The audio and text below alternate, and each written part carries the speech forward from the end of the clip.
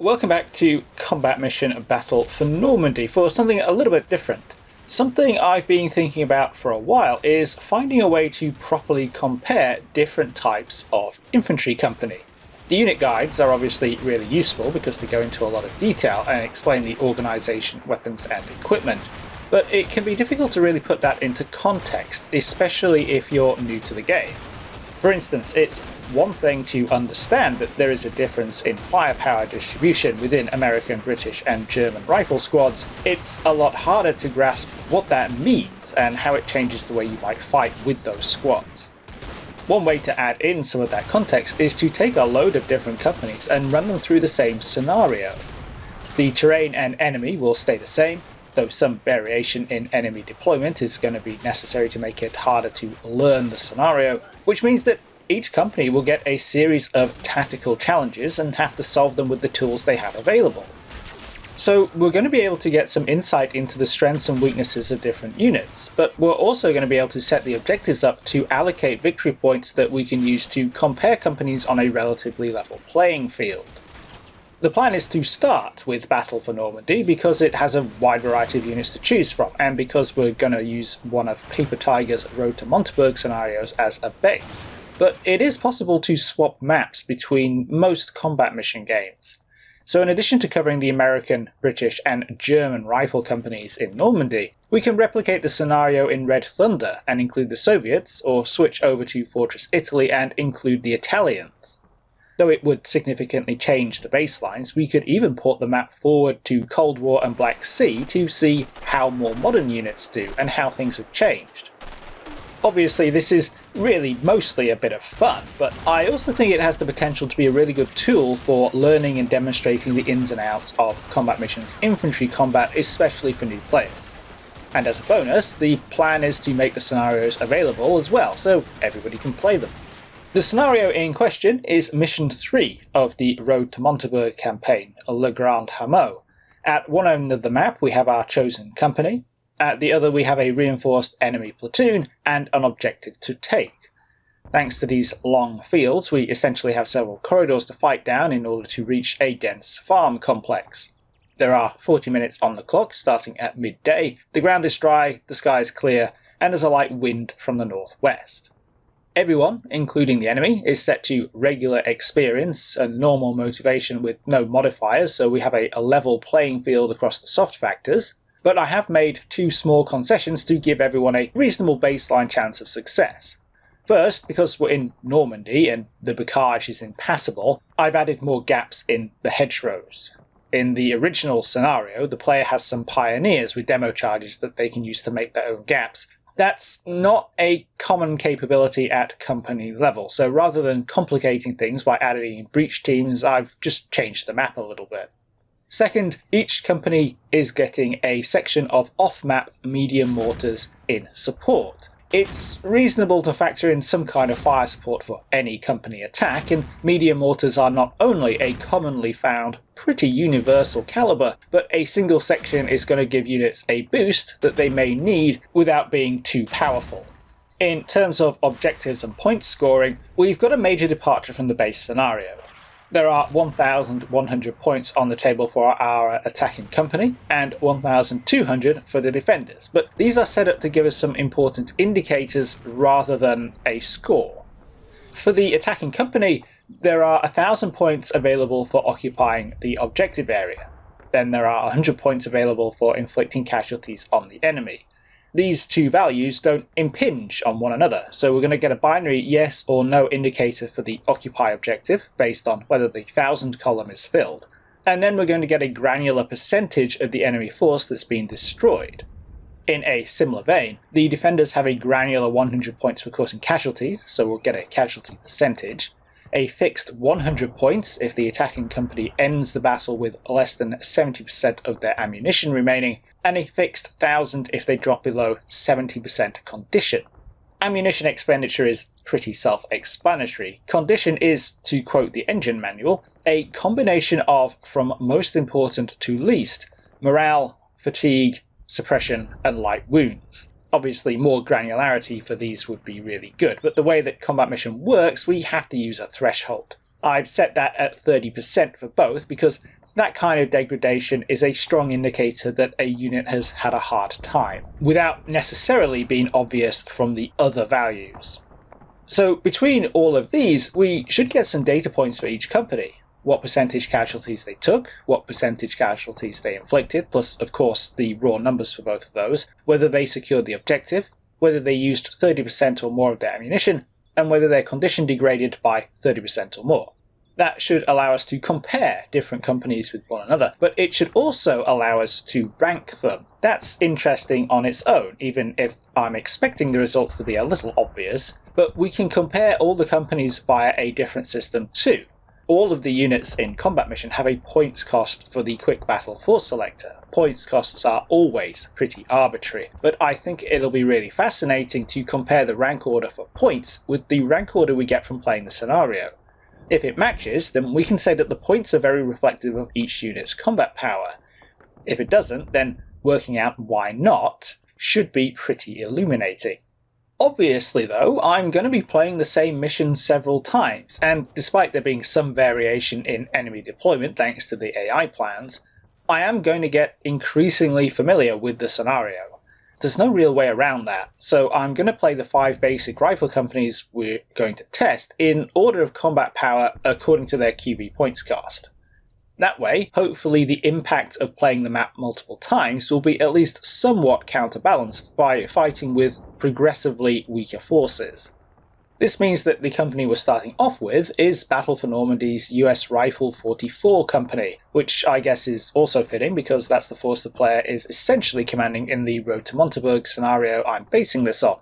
So, what's the US Rifle Company got going for it? In QB points cost, it's sitting at the top of the pile with 761 points. The next unit down is the German 44B Grenadiers at 705, and after that we're looking at the poor British and Commonwealth Rifle Company with 506 points. The Americans have big 12-man squads, semi-automatic rifles are standard issue, and the company not only has 3 platoons of 3 squads, but a 4th or weapons platoon, bringing 2 medium machine guns and 3 light mortars to the party. That gives the company commander a lot of options.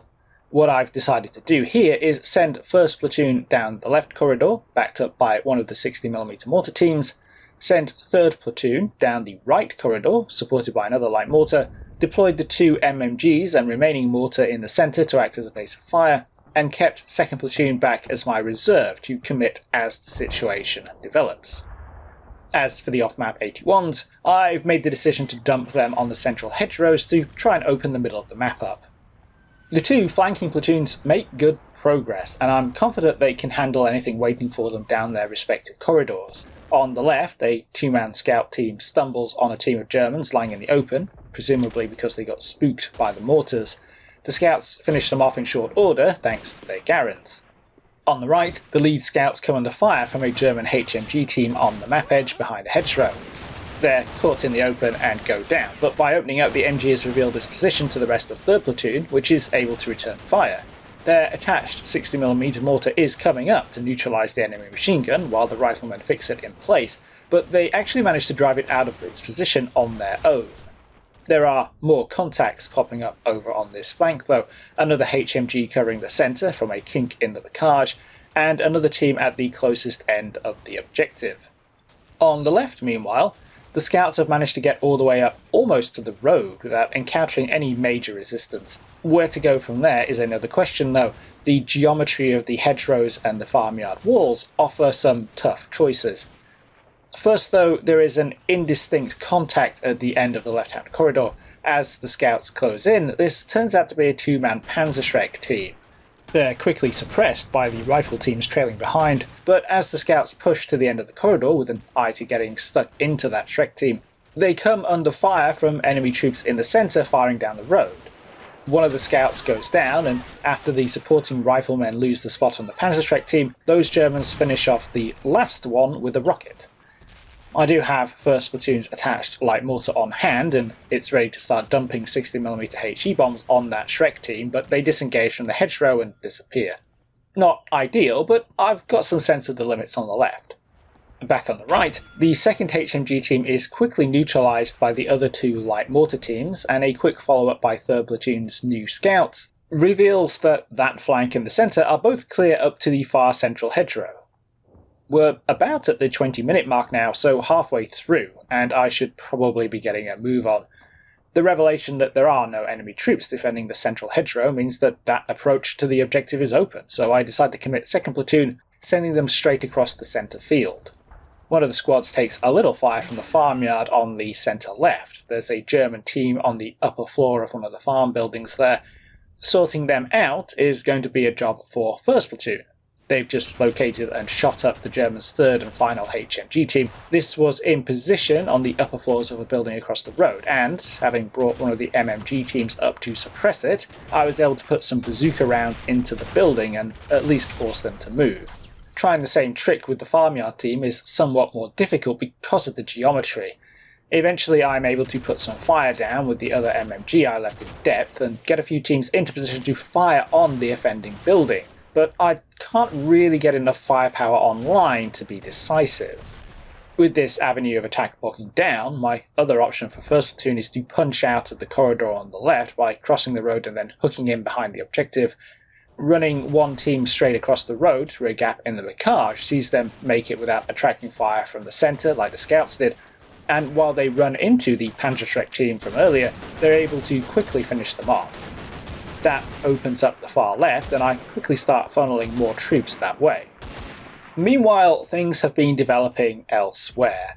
I know there are enemy troops across the road in the centre, and the massive farm buildings should allow me to sneak up on them and force a close-range engagement where I can outcompete their rate of fire with massed Garrons. This doesn't quite go to plan. There are more Germans than I was expecting, and casualties on both sides spike. On the left, 2nd Platoon's 1st squad piles into a pair of barns and quickly gains the upper hand over a German team in one of the farmhouses. On the right, line of sight is more interrupted, and 3rd squad has more targets to choose from, which leads to a dilution in firepower, one of the teams taking casualties and getting quickly pinned down.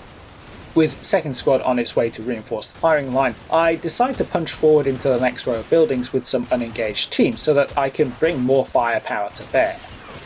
This ends in a bit of a disaster.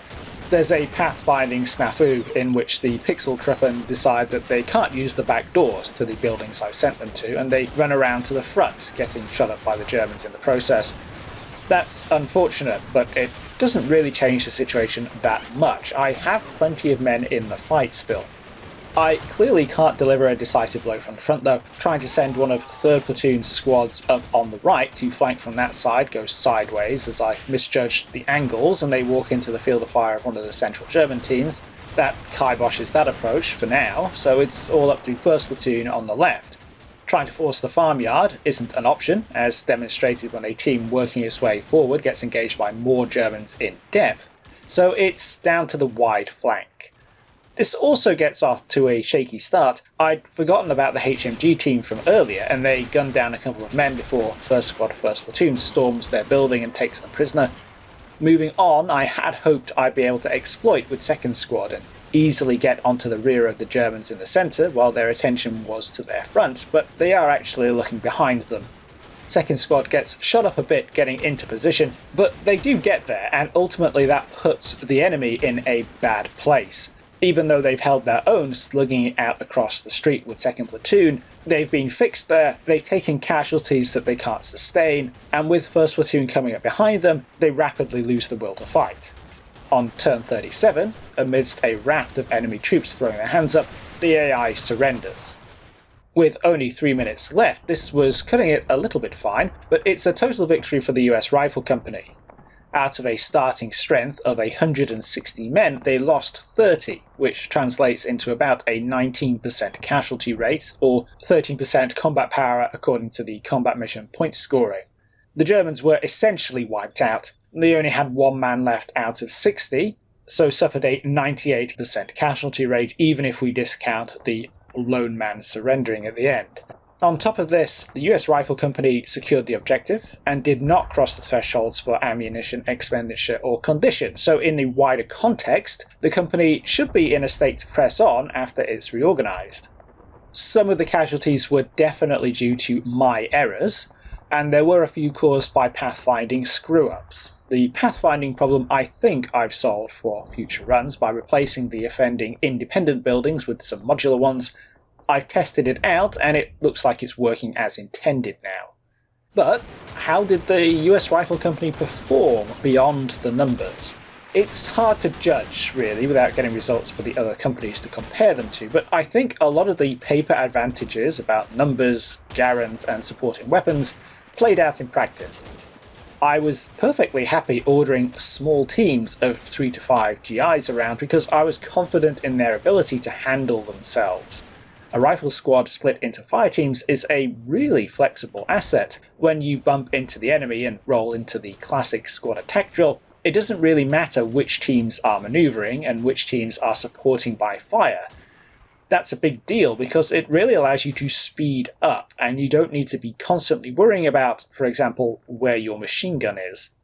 That advantage is mostly due to the profusion of M1s, but another component is the weapons platoon.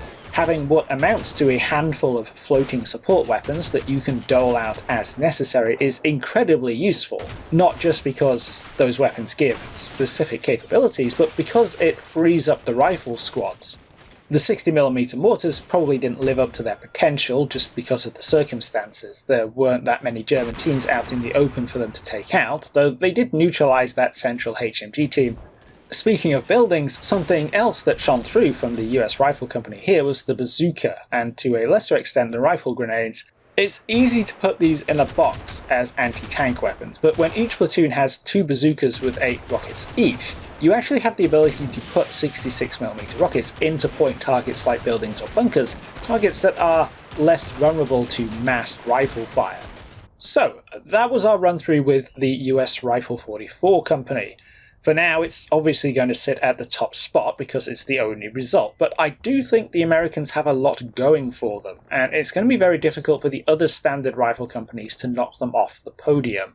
Speaking of, next up on the list we have the Germans with their 44B type Grenadier Company. It'll be a little bit weird fighting other Germans, but the enemy force needs to stay the same to try and keep the playing field as level as possible. That means MG42s and Panzerschrecks to look forward to next time. Hope you all found this interesting and useful. If you'd like to see these videos early and support the channel, you can do so via Patreon and YouTube memberships. Whether you do or not, thanks for watching, and I'll catch you in the next one.